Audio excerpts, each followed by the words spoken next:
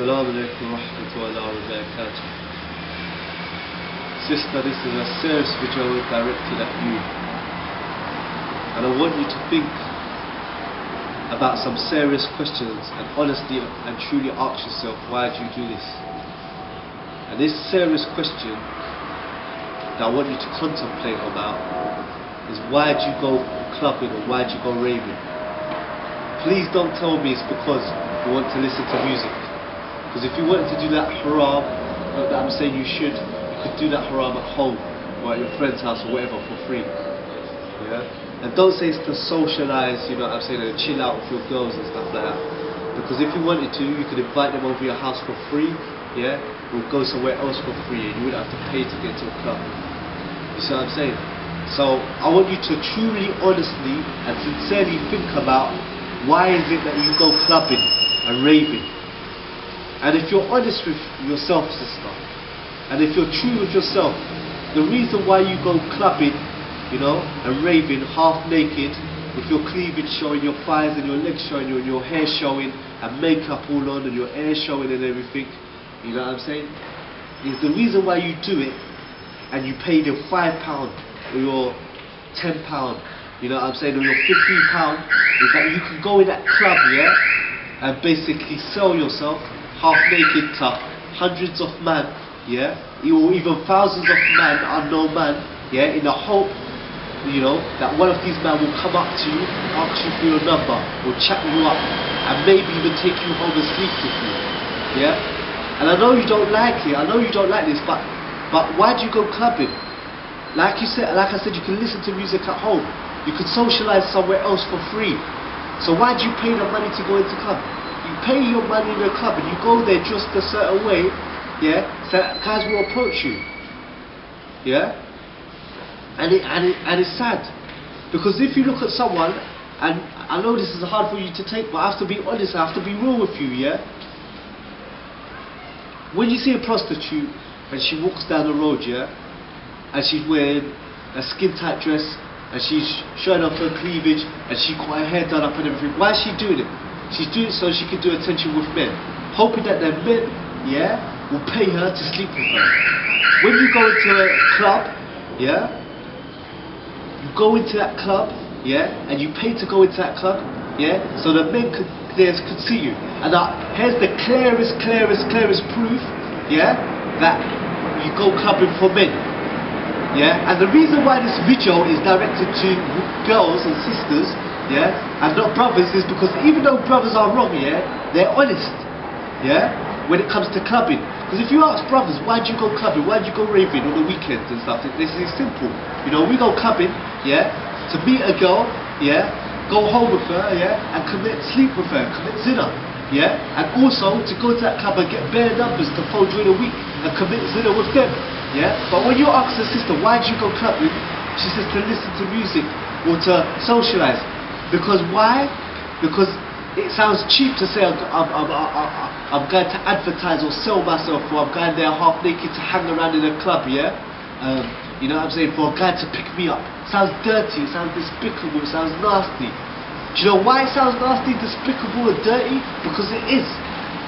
Yeah? But guys, brothers, they don't have no shame. And we're going to deal with the brothers in another video, but guys, they have no shame. You know, brothers that are not on road smoking weed, listening to tunes and licking man down and stuff like that, on the weekend, they go to clubs, because clubs are the easiest place to find girls that have no morals, yeah, and no principles, and are half naked, and are the easiest girls to sleep with.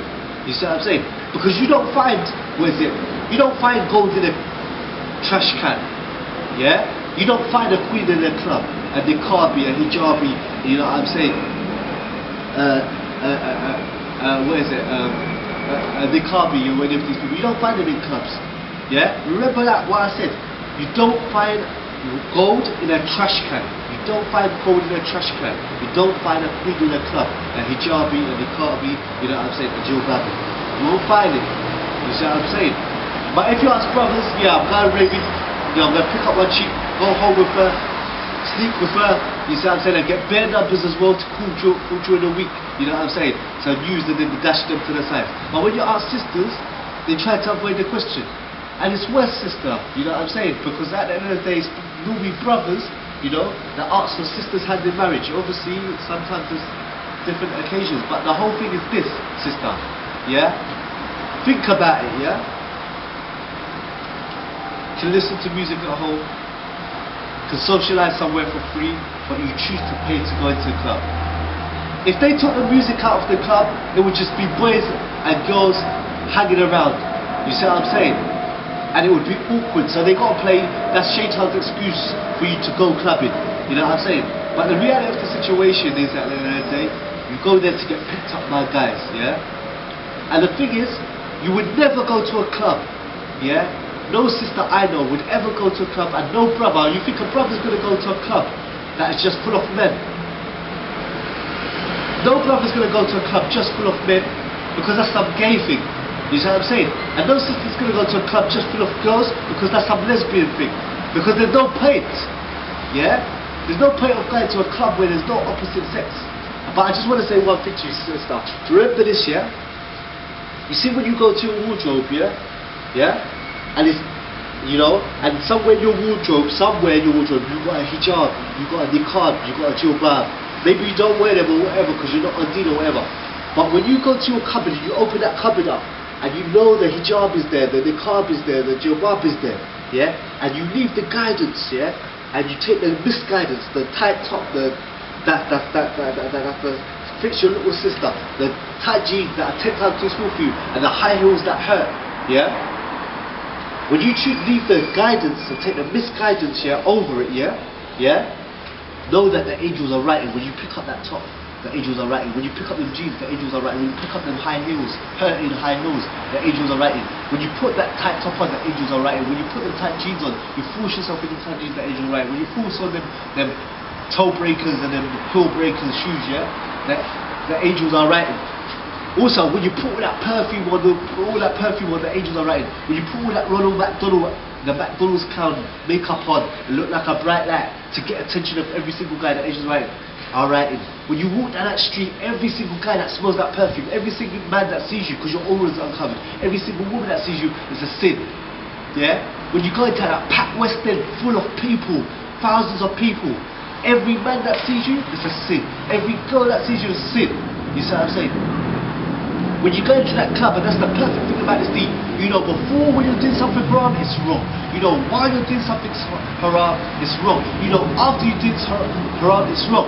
So remember when you're in that queue, yeah? Also, that not only the angels are writing, Allah who sees a black ant on a black rock on a black night, yeah? The Al-Basir or seen Al-Samer or hearing, Al-Hakim the all-wise, he's watching. Remember, yeah, before you pay that £5, yeah, and you become a £5 female. Before you pay that, you know, what is it? £10, you become that £10 female. Before you pay that £15, you know what I'm saying? You become that £10, £15 female, yeah, to pay the entrance to show off your body to them hundreds of unknown men and them hundreds of unknown men, yeah. Know that you are intentionally doing this, yeah. And the sad thing is, yeah, is that a lot of sisters, yeah, they share the name Aisha, Maryam, Fatima, Khadija, yeah? You're sharing the name of a woman that was around here 1400 years ago, that used to worship Allah, yeah? That used to wear hijab, that used to be shy, you know what I'm saying? That used to have morals, yeah? Imagine in 2000 or whatever, yeah? A sister named Aisha, yeah? Is gonna go do her hair up, show her cleavage, show her thighs, show her legs, you see what I'm saying? Put perfume on, yeah? And go into this club and rub up with a complete stranger. You don't even know his surname, his first name, his mother's, nothing. Complete stranger. Think about it, what you're doing. If you ain't got enough shame for yourself, yeah? At least have some shame that you're sharing Aisha's name, or Fatima's name, yeah? Or Khadija's name, you know what I'm saying? Or Maryam, you know what I'm saying? The mother of Isa, the mother of Isa's name. So if you ain't got shame for yourself, at least have shame for them. You see what I'm saying? And can you imagine, sister, when you pay this £5, can you imagine? You'll say you're worth £5, yeah, for a guy to look at, £10 for a guy to look at, £15 for a guy to look at. That's how much you're worth. But it's your fault. Why? Because you don't study, you don't read books like Kitab al-Tawheed, you don't read books like Surah Al-Talafa, you don't seek ilm, yeah? So you don't know the worth of Allah and how great He is. So obviously you won't know how great His creation is. You don't know about the 3 categories of Tawheed, Rububiyyah, Asma wa Sifat, Uluhiyyah, that Allah's Lordship, that He creates everything, controls everything, that He sees everything, He hears everything, He knows everything, and that He's the only one that should be singled out for worship. So if you don't know who Allah is, or where Allah is above the throne, or anything about Him, how will you know anything about yourself? Because He created you. So if you don't know about the greatness of Allah, how will you know the greatness about yourself? And that's why you let men take you for 2 pieces of chicken and chips a couple of times and then tell you he loves you and then sleep with you.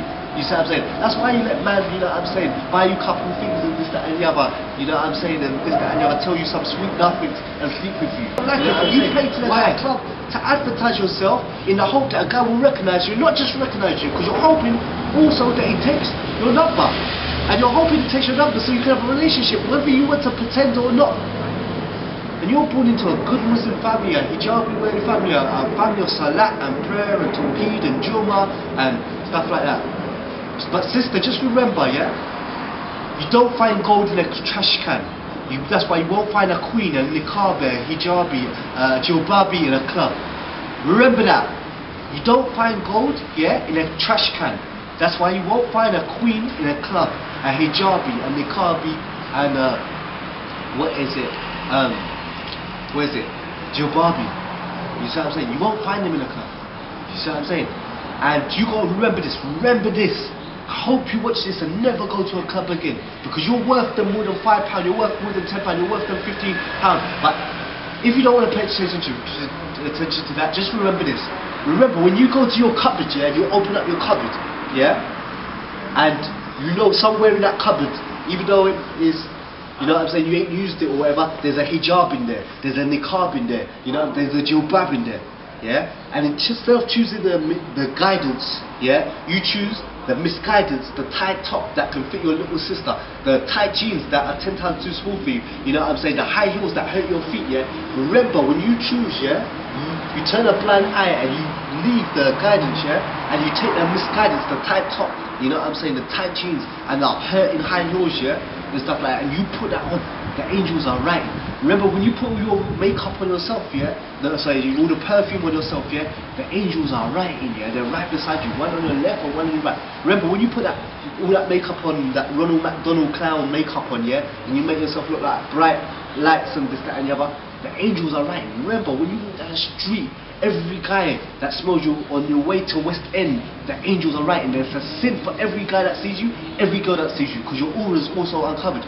Remember, when you go to West End, that packed West End, yeah, every man that sees you is a sin. Every girl that sees you, it's a sin. You know, when you're queuing up, remember, because you know, yeah, the thing about this thing is that it's perfect. You know, before you're doing something, it's either it's haram, like it's perfect, because you know before you do something, it's haram. While you're doing it, it's haram. After you did it, it's haram.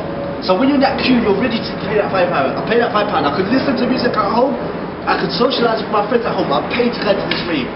Why? Because I want to show off my heartbreaking body to thousands of men, hundreds of men. Okay, remember when you're in that queue, before you're paying it, the angels are writing. Yeah? Also remember that Allah knows a black ant on a black rock on a black night. Yeah? And also remember that Allah is Al-Hakim, the most wise, Al-Basir, the all-seeing, and Al-Samir, the all-seeing. And remember that Allah sees through the roof of that club. Allah sees through the darkness of that club. So when you're in that club rubbing up with a total stranger, you don't know his surname, you don't know his name, you don't know him from Adam. Yeah? Allah is watching. The angels are writing. Yeah? And everything's being recorded. So, inshallah, Allah created you to be a female subject to God. Inshallah, you're priceless. Yeah? Please treat yourself as priceless. Assalamu alaikum wa rahmatullahi wa barakatuh.